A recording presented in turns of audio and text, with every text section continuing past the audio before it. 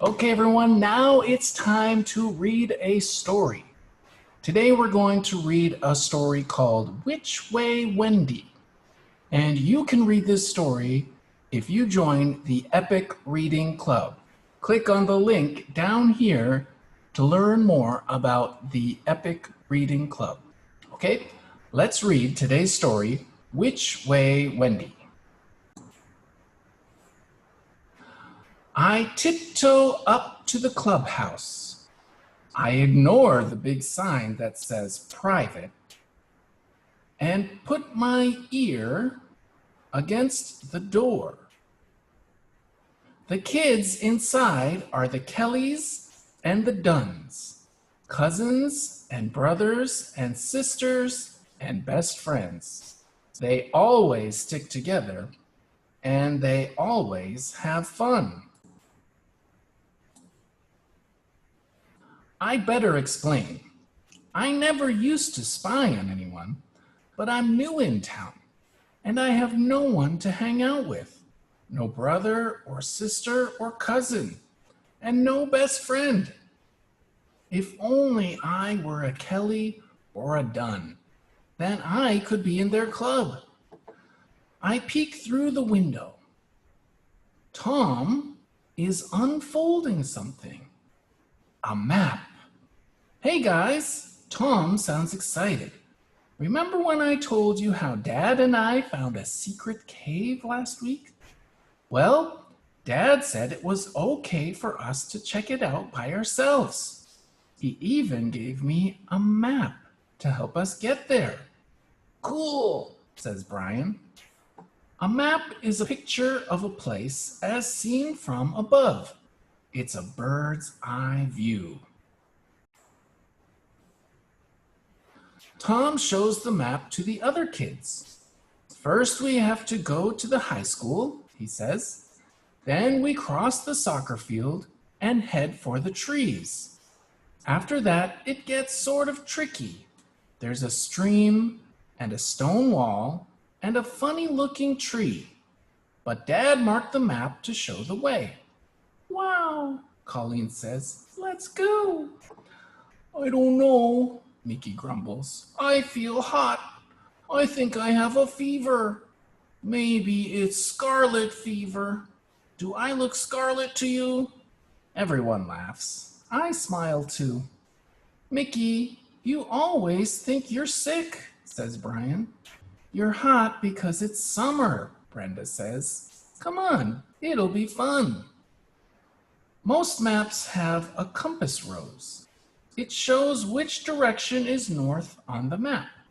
It usually shows east, west, and south too. Uh-oh, they're leaving. I dart behind a tree. Seconds later, the Kellys and Dunns come out laughing and talking. Their voices fade as they walk away. The last thing I hear is Mickey saying, "My big toe hurts. I hope it's not far to the cave." A cave? That really sounds fun. I see something on the path. The map! Tom must have dropped it. I run and pick it up. I know what I'll do. I'll follow the map until I catch up to them. Then I'll give it back. I'll be a hero. Did you know maps have been around for thousands of years? Even long ago, people needed to know how to get from one place to another. There's a problem. I've never used a map before, and I sure don't know my way around town. But how hard can it be to read a map? I take a good look at it. There are lots of lines and squares and colors and tiny pictures. What do they all mean? Then I see map key in big letters. A picture on a map that stands for a real place or thing is called a map symbol. The symbols are shown in the map key. The key unlocks the meaning of the map. Aha! The key tells what the tiny pictures stand for. A mailbox means the post office. A book stands for the library.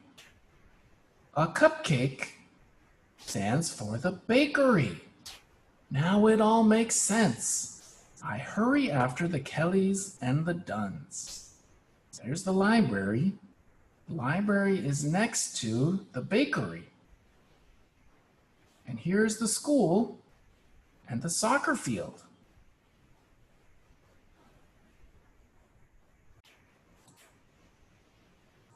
I go past the library, and there's the bakery, just where the map said it would be. After I pass it, I turn right. I follow Berry Street until I come to the high school. Then I cut through the soccer field and head for the hiking trail. I see lots of hikers, but no Kellys, no Dunns. I come to the stream. This is the stream. There's a bridge made of logs and boards. I cross it. That's fun. It's so fun, I go back and cross it again. The cave can't be far now, but I still don't see the Kellys or the Dunns. Then I hear a voice. It's Tom. It must be around here somewhere, Tom is saying. I can't believe you lost the map, Colleen snaps. I should have carried it, Brian says. Can't anybody remember where we go after we cross the stream? Asks Brenda. I'm dizzy, Mickey groans.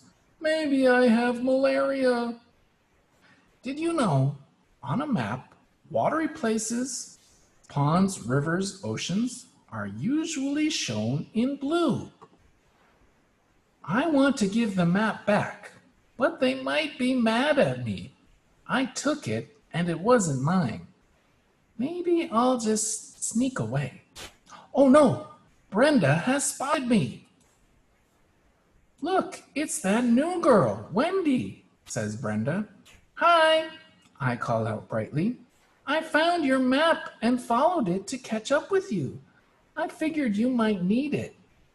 We sure do, Tom says. We're trying to find a really cool cave, but we can't remember the directions.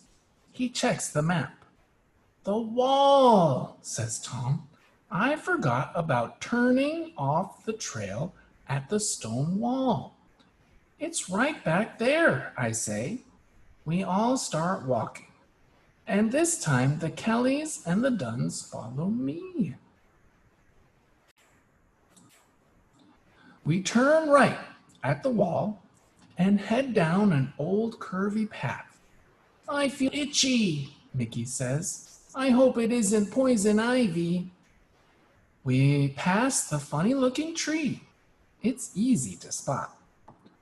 Tom's dad drew his own map symbols for the stone wall and the funny tree. There it is, I yell, the cave. It's just as great as I thought it would be. The floor feels cool and damp. The walls sparkle with shiny stones. Everybody starts exploring. Everybody but Mickey, that is. I'm not going in there, he says. Damp places give you whooping cough.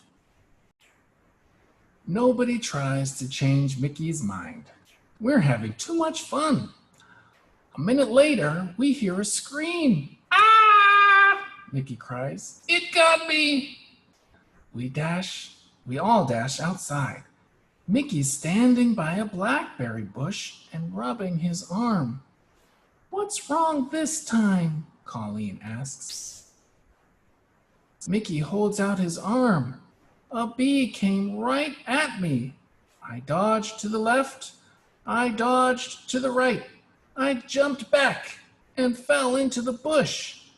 I got stabbed by a huge thorn. That little red scratch there? Brian asks. Mickey nods. Yes, he groans. I'm losing blood. I feel faint. Mickey, it's only a scratch, Colleen says. But we should wash it out.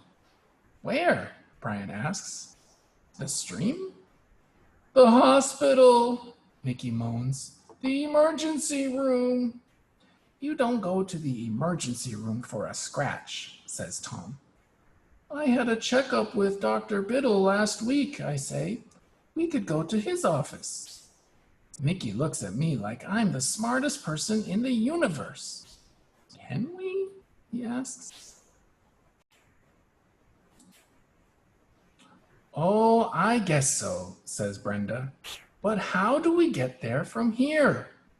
We can follow the map, I say.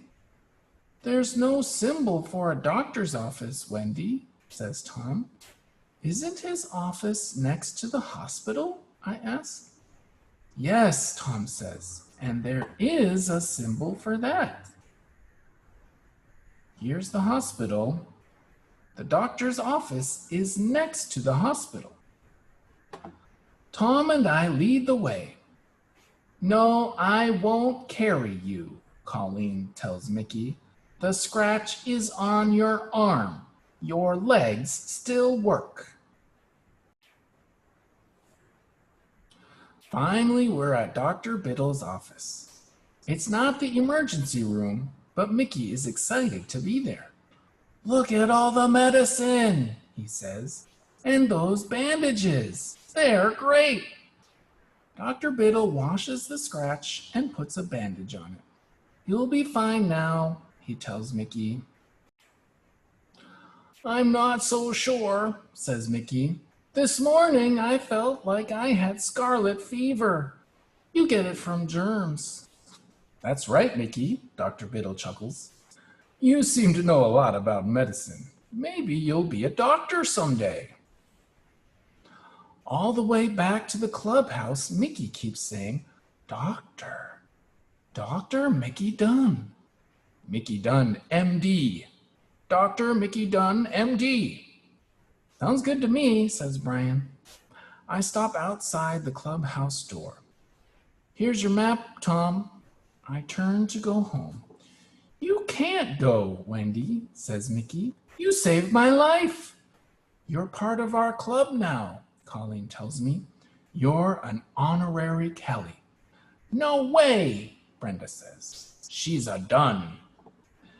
Did you know there can be lots of different kinds of maps? There are highway maps, city maps, mall maps, maps of subways and train lines, even weather maps. Can you think of other kinds of maps? I can't stop smiling. This morning, I had nobody to hang out with. Now I feel like I have brothers and sisters and cousins and 5 brand new best friends.